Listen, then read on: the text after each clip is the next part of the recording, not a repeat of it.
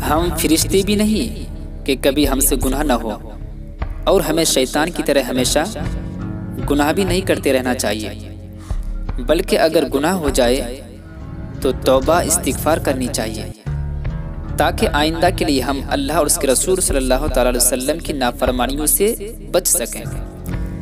ताहम अगर बार बार भी तौबा टूट जाए तब भी हमें नाउमीद नहीं होना चाहिए। रसूलुल्लाह सल्लल्लाहु अलैहि वसल्लम ने इरशाद फरमाया कि शैतान ने अल्लाह तबारक व तआला की बारगाह में कहा, ए परवरदिगार आलम, मुझे तेरी इज्जत की कसम, मैं तेरे बंदों को जब तक उनके जिस्मों में रूहें बाकी रहेंगी गुमराह करता रहूँगा, भटकाता रहूँगा, गलत काम करवाता रहूँगा।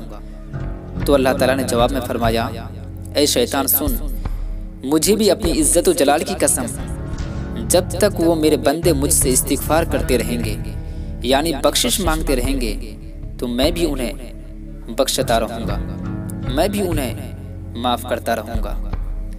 मेरी आका अलैहिस्सलात व तस्लीम ने इरशाद फरमाया, जो शख्स मजलिस में बैठा और उसने बहुत सी लग़्व बातें की, तो वो उठने से पहले सुब्हानका अल्लाहुम्मा व बिहम्दिका अशहदु अल्ला इलाहा इल्ला अंता अस्तगफिरुका व अतूबु इलैक कह ले, पढ़ ले, तो अल्लाह ताला उन लग़्व बातों से उसकी मग़फ़िरत फरमा देगा, उसकी मग़फ़िरत हो जाएगी।